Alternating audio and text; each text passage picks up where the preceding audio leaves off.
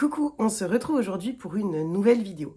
Une vidéo sur le thème de la maternité dans la littérature. C'est Aurel du compte Happy Mom of One qui m'a proposé ce thème dans la boîte à questions. Et en fait, tout de suite, il a résonné et tout de suite, j'ai eu plein d'idées de livres et de bandes dessinées dont j'avais envie de vous parler sur ce thème qui me touche et qui semble toucher pas mal d'entre vous. Et donc, j'espère que ce thème vous plaira. C'est un thème auquel je n'avais pas du tout pensé, donc je remercie vraiment beaucoup Aurel pour ça, parce que pour le coup, c'est un thème qui me parle complètement. Et j'ai plein de choses à vous partager, plein de choses à vous dire, donc voilà, on va débuter tout de suite. La petite sélection que je vous ai faite est assez éclectique en soi. Il y a donc des romans graphiques, il y en a 3, tous de la maison d'édition Le Duc, parce que c'est dans cette maison d'édition-là que j'ai lu mes plus beaux romans graphiques sur le thème de la maternité. Et puis plein de romans différents, très différents, dans le style et dans leur façon d'aborder la maternité, leur façon d'aborder tout ce qui entoure la parentalité. Voilà, donc on va débuter tout de suite par les romans graphiques. Ce sera donc la première partie de cette vidéo. Je voudrais donc vous parler d'une bande dessinée qui s'appelle « Merci mon fils, vaincre sa dépression maternelle et ses traumas grâce à l'EMDR » de Zoélie. Et je voulais vous en parler parce que c'est un roman graphique qui a été une claque complète pour moi. C'est vraiment un roman graphique extrêmement fort, les dessins sont très jolis. Moi j'aime beaucoup ce trait assez simple et coloré. Regardez ces planches qui sont absolument magnifiques. Voilà, moi j'adore, je suis fan des traits de Zoélie et de son écriture qui se marient entièrement toutes les deux. C'est un roman graphique donc sur la dépression maternelle, en fait sur la maternité venant réveiller des traumatismes d'enfance. C'est un sujet extrêmement important parce qu'il touche énormément de femmes dans le monde. C'est un thème qui me parle personnellement. La maternité vient parfois réveiller des choses en nous, vient parfois révéler des parties de nous qu'on avait parfois enfouies. Et donc ici, on traite de ce sujet et également de la façon de le traiter, notamment par l'EMDR, donc l'Eye Movement Désensibilisation, qui est une technique utilisée en psychologie et en psychanalyse pour traiter les traumas qu'ils soient simples ou complexes. Et notamment voilà, en essayant de faire en sorte que le trauma s'intègre en nous et ne soit plus vu comme un traumatisme mais comme une partie de nous. C'est vraiment extrêmement bien expliqué dans ce livre, que ce soit dans l'histoire elle-même mais aussi dans un petit... je vais vous montrer le début, dans un petit dossier à la fin sur l'EMDR qui est donc expliqué en bande dessinée et un petit peu comment ça fonctionne sur le cerveau, qu'est-ce que ça vient rétablir comme connexion. C'est vraiment un roman graphique intéressant sur les traumatismes indélébiles de l'enfance, tout ce qu'on peut vivre et qui ne sont pas traumatistes forcément en soi sur le moment, en soi sur le moment, mais qui le deviennent dans la maternité, tout ce que ça a comme influence sur notre maternité, sur l'éducation qu'on donne, sur nos réactions également. Et ça me fait un petit peu passer à la deuxième bande dessinée dont je veux vous parler, qui est une bande dessinée qui s'appelle « Maman, maman, maman, mère épuisée » de Sévanie. C'est également publié aux éditions Le Duc Graphique et j'aime également beaucoup les dessins qui sont aussi très simples. Les écritures également se marient extrêmement bien et j'ai adoré cette bande dessinée qui avait été un gros coup de cœur également pour moi. Maman, maman, maman, c'est une bande dessinée qui aborde avec beaucoup de justesse, beaucoup de bienveillance ces injonctions de mère parfaite que l'on voit fleurir un petit peu partout. C'est toute la vie que nous avons à partir du moment où nous sommes parents, faire des lessives, regarder le développement de l'enfant, sortir au parc, ne pas crier, ne pas s'énerver, être toujours dans la bienveillance, ne pas dire un mot plus haut que l'autre, regarder des contes inspirants, donner à manger bio à son enfant, 5 fruits et légumes par jour, Montessori, jeu libre. C'est vraiment des injonctions et tout d'un coup, on ne se reconnaît plus et tout d'un coup on crie, on hurle et tout d'un coup on a envie de se replier sur soi et tout d'un coup on ne reconnaît plus notre façon d'éduquer et on se sent épuisé, on se sent mauvaise mère, on se sent complètement dépassé par cette maternité et par toutes les injonctions que l'on voit. Et chaque réaction qui n'est pas dans la bienveillance complète, nous confronte à nous-mêmes et nous fait dire que nous sommes des mauvaises mères. Dans cette bande dessinée, Sévanie va vraiment déconstruire tout ça, déconstruire le mythe de cette mère parfaite, déconstruire également cette injonction de vivre sa maternité pleinement, entièrement, sans problème. Le burn-out maternel existe, la dépression postpartum existe, la maternité, ce n'est pas toujours tout rose, ce n'est pas toujours une expérience incroyable, ça peut être très dur. Et dans cette bande dessinée, Sévanie le dit très bien, elle nous parle très bien de cette vraie maternité, en fait, de celle que l'on ne voit pas sur les réseaux sociaux, de celle qu'on ne voit pas dans les livres, de la vraie maternité, de ces moments où on n'en peut plus, où on est fatigué, de ces moments où on se sent dépassé, ces moments où on a besoin de relais. Et dans cette bande dessinée, elle en parle très bien, l'importance du relais, l'importance d'être plusieurs. Il y a un proverbe qui dit qu'il faut un village pour élever un enfant.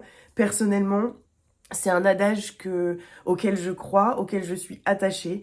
Mon fils, c'est le fils de mon conjoint et de moi. Nous sommes ses parents, mais pour élever un enfant, il faut un village. Et je me suis toujours reposée, en tout cas à partir du moment où j'ai été capable de me séparer de mon fils, sur ma famille, sur nos amis, pour pouvoir prendre le relais, pour qu'on puisse se reposer, qu'on puisse prendre du temps pour nous, qu'on puisse être apte à être entièrement avec notre enfant dans des moments où on est fatigué et on a besoin de temps pour soi. Et malgré tout ce qui peut se passer, malgré nos imperfections, les mères parfaites sont imparfaites, justement. Et c'est avec ces imperfections qu'on éduque nos enfants. C'est ces imperfections aussi qui montrent à l'enfant que ça ne sert à rien d'être parfait et que ce n'est pas ce qu'on attend de lui. Et donc, voilà, je me suis beaucoup reconnue dans cette bande dessinée. Je la trouve extrêmement importante, extrêmement juste. Et donc, je vous la recommande extrêmement chaudement. Et la dernière bande dessinée dont je vais vous parler, c'est une bande dessinée que j'ai terminée très récemment, qui s'appelle Un peu trop tôt de La Grande Lison, et c'est également publié aux éditions Le Duc Graphique. Pour le coup, on est sur une bande dessinée sur la prématurité, sur la grossesse à risque et puis l'arrivée de cet enfant beaucoup trop tôt physiquement, mais aussi psychiquement. C'est un cataclysme pour les parents, c'est un cataclysme pour l'enfant qui naît, c'est un cataclysme pour la famille et notamment pour les plus grands enfants qui sont à la maison, qui ne rencontrent pas leurs frères ou leurs sœurs, qui sentent que quelque chose se passe différemment de comment ça doit se passer, et qui donc ont besoin qu'on leur explique et que voilà, j'ai trouvé en fait cette bande dessinée extrêmement intéressante parce que on aborde voilà le cataclysme d'un enfant qui arrive trop tôt. On aborde également, j'ai trouvé avec beaucoup de justesse, la différence de vécu entre les parents. On a l'impression de vivre la même chose, mais en fait on vit totalement différemment. Les parents ne vivent pas la même chose, n'ont pas vu la même chose, n'ont pas vécu la même chose. Et je trouve que La Grande Lison l'aborde avec beaucoup de justesse. Les dessins me plaisent également beaucoup. On est sur des dessins un peu dans le même style, très simples, avec des couleurs pastel qui m'ont beaucoup touchée. Et c'est vraiment une bande dessinée que je vous recommande très chaudement. C'est un moment d'une grande pureté et l'autrice nous convie à ce moment divin, à ce moment le plus intense d'une vie, de la naissance d'un enfant et notamment de la naissance d'un enfant trop tôt et de tout le cataclysme que ça vient faire vivre, comme je vous le disais, à la famille et notamment aux parents et à l'enfant qui est né. Tout ce combat, toute cette déchirure de devoir laisser son enfant et rentrer chez soi. Voilà, c'est vraiment un roman graphique que je vous recommande très chaudement, notamment si vous vous reconnaissez dans cette histoire, je pense que ça peut beaucoup vous aider. Nous allons passer au roman sur la maternité et j'avais envie de débuter ça avec vous en vous parlant d'un livre que j'ai découvert il y a 2 ans. J'étais en vacances dans le sud à Marseille et j'ai eu tout d'un coup envie de découvrir grâce à Madame Chachali La Plume de Virginie Grimaldi. Et il m'a semblé tout naturel, parce que déjà je l'ai trouvé à Book Off et que ce livre me faisait très envie, de découvrir l'autrice avec son roman Et que ne durent que les moments doux, qui est publié aux éditions Le Livre de Poche. Ici j'ai une version collector que j'avais trouvée à Book Off, qui est trop belle, et que j'ai voulu garder précieusement parce que ce livre m'avait beaucoup touchée. On suit 2 femmes, l'une qui voit sa vie transformée par l'arrivée de son enfant trop tôt, et l'autre qui voit ses enfants partir du nid. Nous suivons ces 2 femmes dans 2 moments extrêmement différents. Celle qui a toujours vécu avec ses enfants et qui se retrouve à devoir apprendre à vivre seule, réapprendre à vivre seule, et puis une qui doit apprendre à être mère à temps plein, ce nouveau rôle, ce cataclysme dans une vie pour une femme du premier enfant, de l'arrivée du premier enfant. C'est un roman qui m'a bouleversée. On navigue dans ce livre entre des moments où notre cœur est serré et des moments où notre cœur s'ouvre et se remplit d'amour et de joie et de bonheur. C'est un livre extrêmement beau, extrêmement juste. L'écriture de Virginie Grimaldi est vraiment très belle, très authentique, très bienveillante et j'ai été extrêmement touchée par ce livre, plus que ce que je n'aurais pensé. Angie a eu raison de me conseiller cette autrice, de conseiller cette autrice à tout le monde parce que j'avais des a priori et j'ai été complètement conquise par sa plume, conquise par cette histoire et j'ai trouvé ça magnifique. Virginie Grimaldi a une écriture qui se vit, qui s'imprègne en nous et j'ai été très touchée voilà, par l'histoire de ces femmes, par l'histoire de ces rencontres, par l'histoire de l'amour que l'on a pour nos proches et je vous recommande très chaudement ce roman sur la maternité, qu'elle soit toute nouvelle ou qu'elle soit très ancienne. Je voudrais maintenant vous parler d'un roman qui m'a bouleversée. Il s'agit de Ainsi gèlent les bulles de savon de Marie Vareille, qui est un livre qui m'a énormément touchée, qui a vraiment résonné en moi en tant que mère et en tant que femme. C'est un livre assez dur en soi sur le thème qu'il aborde, sur l'abandon de l'amour de notre vie, de notre enfant, de notre chair, de l'épuisement maternel, de l'incapacité de certains pères à se rendre compte de la charge mentale, de l'épuisement de l'accouchement, de la grossesse, de l'accouchement, de la maternité qui est un cataclysme autant physique que psychologique et parfois certains pères ne se rendent pas compte de tout ça ou ne veulent pas s'en rendre compte et ne sont pas assez présents pour sauver la mère, pour l'aider, pour l'accompagner dans cette période très difficile de sa vie. J'ai été extrêmement touchée par Claire, par Océane, par Eva, ces femmes qui m'ont touchée dans leur vie, dans leur force, dans leur maternité, dans leur questionnement. C'est un livre qui, comme je vous le disais, a résonné et c'est un livre qui, je pense, résonnera pour beaucoup. C'est un thème qui peut choquer au départ et qui a été abordé avec l'autrice avec une telle justesse, une telle authenticité et une telle compréhension que rien n'est choquant, que tout est compréhensible et j'ai trouvé ça extrêmement fort. En tout cas, ce roman parle de tout ça, parle de la maternité et du fait que parfois c'est difficile. Et je vous recommande ce livre aussi parce que l'écriture de Marie Vareille est incroyable et que je pense qu'il faut découvrir sa plume grâce à cette histoire, mais grâce aussi à Désenchanté, par exemple, que j'ai adoré, qui traite de toute autre question. Voilà, je vous le recommande très chaudement. Je voudrais maintenant vous parler d'un roman que j'ai découvert l'été dernier, qui est publié chez Phébus, Chouette de Claire Ochtenski. J'adore cette couverture. Et c'est un roman très fort sur Tini qui tombe enceinte et qui tout de suite ressent que son enfant est différent. Il y a cet instinct maternel dont on parle beaucoup et qui souvent est quelque chose de très juste. L'instinct maternel, c'est quelque chose de très fort qui parfois nous dépasse en tant que femme et qui a un vrai impact sur notre façon de faire, notre façon d'agir, notre façon de penser et notre façon de s'inquiéter. Parfois de façon un peu trop forte et puis parfois de façon tout à fait appropriée. C'est vraiment un roman entre réalité, conte fantastique. C'est en fait Claire Ochtenski a vraiment abordé cette question d'une façon assez onirique, assez métaphorique pour nous permettre une plongée auprès de cette histoire, auprès de ces personnages d'une façon j'ai trouvé très belle, très douce. Ça a été vraiment une incroyable lecture qui s'est ancrée en moi. C'est vraiment un roman sur cet amour inconditionnel qu'on a pour nos enfants, cet amour qui nous dépasse, qui parfois même nous submerge, qui parfois même nous écrase. Un amour inconditionnel qui dépasse tout et qui nous fait parfois penser, faire, agir un peu par folie. C'est une espèce de fable onirique qui nous parle du handicap, de la différence et de cet amour inconditionnel pour notre enfant qui parfois est différent et qui nous pousse à avoir une maternité totalement différente de celle qu'on pensait avoir et de celle qu'on aurait eue pour un enfant normal, entre guillemets. Mais en même temps, qu'est-ce que la différence? Qu'est-ce que le handicap d'un enfant? C'est vraiment par cette fable, Claire nous convie à une histoire tellement incroyable. C'est un roman qui est envoûtant, qui est très enrichissant, mais qui est assez difficile.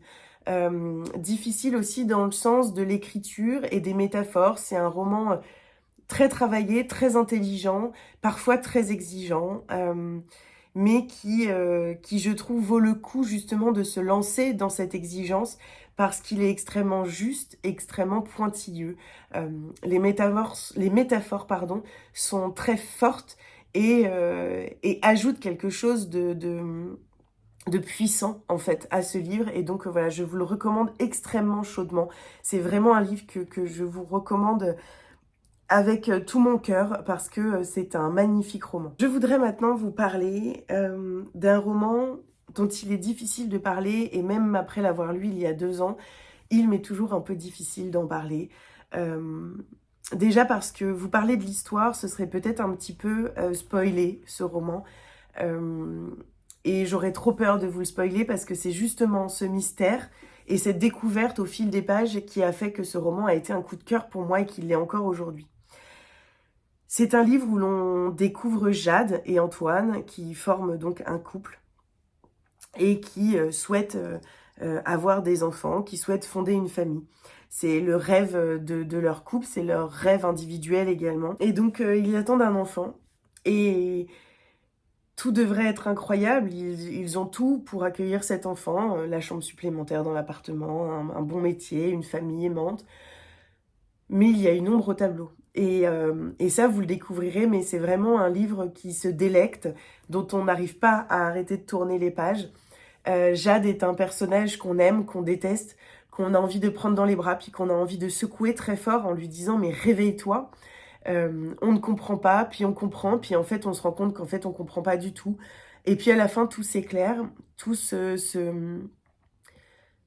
lie ensemble et on comprend. Et voilà, j'irai pas plus loin dans cette compréhension, mais c'est un livre qui m'a énormément touchée, qui a résonné très très fort en moi, que ce soit au niveau de l'écriture, de l'histoire, mais également du vécu, que j'ai extrêmement bien compris, que j'ai extrêmement bien intégré et qui s'est incarné en moi pendant ma lecture. La plume est fluide, elle est authentique, elle est douce, elle est même parfois très poétique. On a une histoire avec parfois des passages du journal de Jade qui nous permet de vraiment la connaître d'une autre façon, d'une façon peut-être un petit peu plus forte, un petit peu plus personnelle. J'ai trouvé ça extrêmement beau. L'autrice aborde vraiment des questions extrêmement importantes avec beaucoup de bienveillance, beaucoup de justesse. Et l'autrice, dans ce roman, ne fait pas que conter une histoire. Elle dénonce avec beaucoup de délicatesse les diktats de la société, ce qu'on attend des femmes aujourd'hui, le poids des traditions, la pression. C'est vraiment un livre très complet que je ne peux que vous recommander et qui est encore un coup de cœur pour moi aujourd'hui, encore plus peut-être qu'au moment de ma lecture. Donc voilà, je vous le recommande très chaudement. Et bien sûr, je ne peux pas vous parler de maternité dans la littérature sans vous parler d'une autrice qui me semble aujourd'hui en France assez incontournable sur cette question, de par ses engagements et sa façon d'aborder les choses. Il s'agit de Hystérique de Sophie Adriensen. J'ai choisi de vous parler de ce roman-ci et non de Linnea Nigra parce que Linnea Nigra m'a moins plu, même s'il m'a beaucoup touchée et que je le trouve très important. Hystérique, c'est un roman où je dirais que l'utérus est un petit peu au centre de ce livre. C'est un peu le personnage principal. C'est un roman où l'on découvre 3 femmes qui sont sœurs, 3 femmes qui ont grandi dans une famille où on ne parle pas des règles, on ne parle pas de la sexualité, on ne parle pas de l'accouchement. 3 femmes qui ont des vécus très différents. On a une jeune femme qui veut être enceinte, qui fait tout pour être enceinte et qui va se rendre compte qu'elle est atteinte d'un cancer du col de l'utérus. Et donc, cet organe qui aurait pu lui offrir un enfant devient malade et devient source d'une angoisse perpétuelle et intense. On a une de ses sœurs, Clémentine, qui qui partage un souvenir seulement avec son utérus et ce souvenir va revenir en elle. Et puis on a une troisième sœur qui s'appelle Diane et qui se démène un petit peu après un accouchement difficile pour offrir le nid rêvé à ses enfants. C'est un roman, comme je vous le disais, nécessaire, où l'utérus me paraît être un petit peu le personnage principal du roman.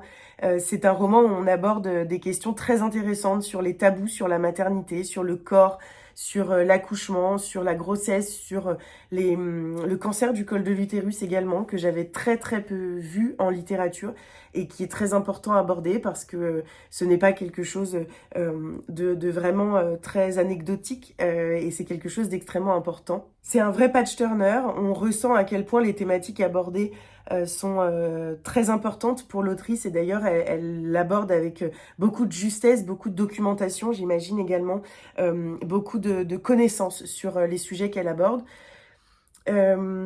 Ce que j'ai à dire sur ce livre, c'est que je pense un petit peu comme Linnea Nigra, les sujets, les thématiques prennent un petit peu le pas sur les personnages. J'ai moins réussi à me projeter auprès des personnages, à m'attacher à eux.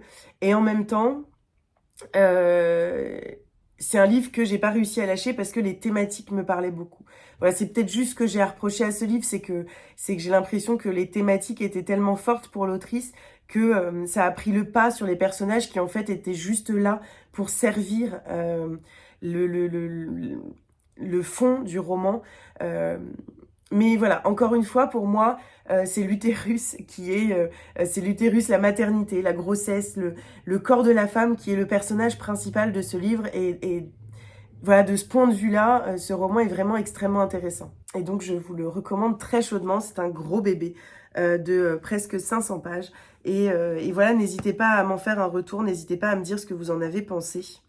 Je retrouve un marque-page alors que je l'ai lu il y a super longtemps. Je voudrais maintenant vous parler de Les femmes sont occupées de Samira El Ayachi. C'est publié aux éditions de l'Aube dans la collection Micros. Et c'est un livre dont je parle assez régulièrement parce que c'est un livre extrêmement percutant, extrêmement fort, extrêmement nécessaire, juste, authentique. On peut utiliser tous ces adjectifs qui viennent vraiment parler de ce livre, qui viennent vraiment mettre en avant ce roman sur la maternité, sur le fait de devenir mère célibataire, le fait de devenir père célibataire, cette chance qu'ont les femmes d'obtenir une garde classique avec en fait l'entièreté du temps pour elles, avec seulement un week-end sur 2 pour les papas, enfin quand ils ont envie. Et comme dit dans ce roman, c'est une formule qui ne passe pas. On met de côté nos passions, on met de côté nos envies, on met de côté la vie dont on avait rêvé, cette vie à 3, cette vie avec un père présent, un père qui s'occupe de l'enfant, qui peut prendre le relais.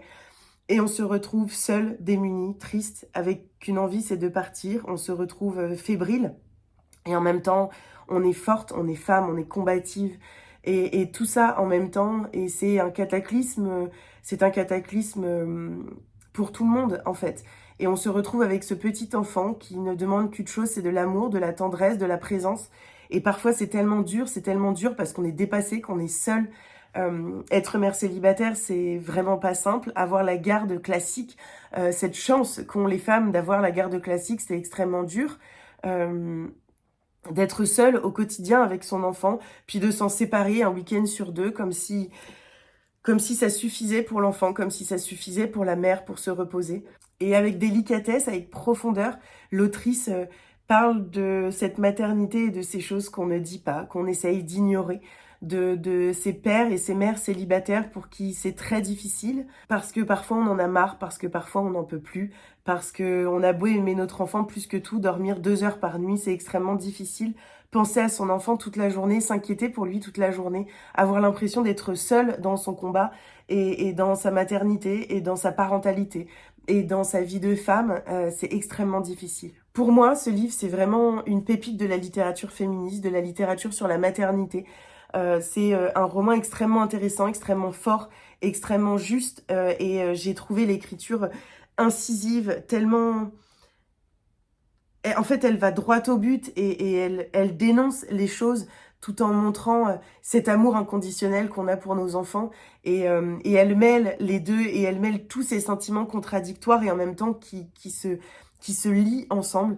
Voilà, j'ai trouvé ça extrêmement fort et je pense que c'est un livre vraiment nécessaire qui parlera à beaucoup de femmes. Et pour finir sur cette sélection qui est, je vous le vois déjà, assez longue, ça fait 40 minutes que je tourne, alors de toute façon il va y avoir des parties un peu coupées, mais je sens que cette vidéo va être assez longue. Je voulais finir par un livre qui m'a beaucoup touchée, qui parle de l'enfance, dans des centres, de ces enfants qui ont été abandonnés, qui n'ont pas pu en tout cas être élevés par leurs parents.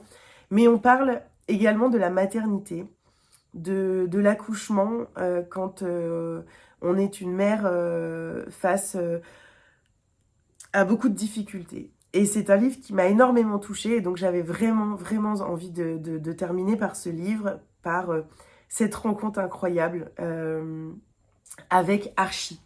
Avec Archie, donc, qui est un roman écrit par Alia Cardin, qui est publié aux éditions Robert Laffont. Archie, c'est une rencontre incroyable avec un jeune homme, avec une histoire, mais également avec une femme qui l'a vu naître, qui l'a accompagné dans ses premiers jours, dans ses premières semaines, et qui a écrit un journal, cette femme, Madeleine, qui a écrit un journal pour lui décrire sa vie entre les murs de la maternité, pour lui décrire sa mère, pour lui décrire là d'où il vient, lui expliquer pourquoi il est là, pourquoi sa vie est celle qu'elle est. Ce roman, il m'a ébranlée en tant que mère, en tant que femme, en tant que psychologue. Il m'a ébranlée en tant qu'enfant également, parce qu'il y a toujours un enfant à l'intérieur de nous. Alia Cardin aborde avec énormément de justesse ses enfances brisées, ses enfances difficiles. Elle aborde également avec beaucoup de force ces rencontres qui nous sauvent, ces rencontres qui font de nous ce que nous sommes. Jean et Madeleine sont deux personnages à part entière dans ce livre et qui permettent à Archie de devenir ce qu'il est, d'être le jeune homme qu'il devient et qui permettent aussi de comprendre pourquoi il a cette envie de partir, cette envie de se retrouver également, cette envie de redécouvrir celui qu'il est, celui qu'il a été et d'où il vient. Et c'est un jeune homme qui ne se reconnaît pas là où il est, qui ne se reconnaît pas dans l'éducation qu'il reçoit et qui décide un jour de partir sur les routes en Bretagne pour retrouver et atteindre une école différente. Archie, en fait, il cherche la liberté et par ce voyage, il le montre par sa force, par sa poésie, parce que c'est un beau poète. Il le montre, il cherche la liberté et donc il cherche à atteindre cette école où on apprend ce que l'on veut, où on est libre de nos apprentissages, des choses qu'on a envie de découvrir, des choses qu'on a envie d'approfondir. Et puis sur ce chemin, il va découvrir ce petit journal que Madeleine lui a légué, qui lui parle de sa mère, qui lui parle de son arrivée au monde, qui lui parle des difficiles premiers jours, des difficiles premières semaines. C'est un roman extrêmement fort sur la maternité, sur le besoin de retrouver ses racines et en même temps le besoin de s'en affranchir. C'est un livre sur la compréhension, sur la colère, sur le pardon. Et c'est un livre que je vous recommande extrêmement chaudement, que ce soit par la rencontre avec Archie, ce jeune homme, que ce soit par tout ce que ce livre aborde. Et d'ailleurs, dans le nouveau roman de l'autrice qui est Le monde que l'on porte, nous retrouvons Archie, nous retrouvons ce jeune homme. Et j'en ai pleuré de le retrouver parce que quel bonheur de retrouver cet enfant, ce jeune homme, cet homme qui est une rencontre qui a été gravée et l'autrice a une capacité incroyable de donner vie à ces rencontres, que ce soit avec Mademoiselle Papillon, que ce soit avec Archie ou que ce soit avec son dernier roman. Ce sont vraiment des rencontres qui s'ancrent en nous et qui ne nous laissent pas indifférents. C'est des rencontres qui nous marquent et qui ont une importance et une suite dans nos vies. Donc voilà, je voulais finir cette vidéo sur la maternité avec ce livre. J'espère que cette vidéo vous aura plu. J'ai essayé vraiment de vous parler de romans très différents qui abordent la maternité sous différents angles, que ce soit la beauté de la maternité, la difficulté d'être mère, la dépression postpartum, le handicap, enfin voilà, j'avais vraiment envie de vous montrer énormément de pans de cette maternité, énormément de façons de penser, de façons de l'aborder. Et j'espère que ça vous a plu, j'espère que vous aurez passé un joli moment en ma compagnie. Et puis voilà, que vous aurez aussi peut-être des livres à me conseiller sur ce thème parce que je suis extrêmement ouverte à ça. J'ai vraiment envie de continuer à découvrir des romans sur la maternité. Donc n'hésitez pas en commentaire à me dire, à réagir également aux livres dont je vous ai parlé pour me dire si vous les avez lus, s'ils vous font envie après ce que j'ai pu vous en dire. Et puis voilà, à poser un petit j'aime si vous avez aimé et puis à partager sur les réseaux sociaux parce que comme d'habitude, voilà, c'est comme ça que la chaîne se fait connaître. Et puis moi je vous fais des bisous et on se retrouve très rapidement pour une nouvelle vidéo.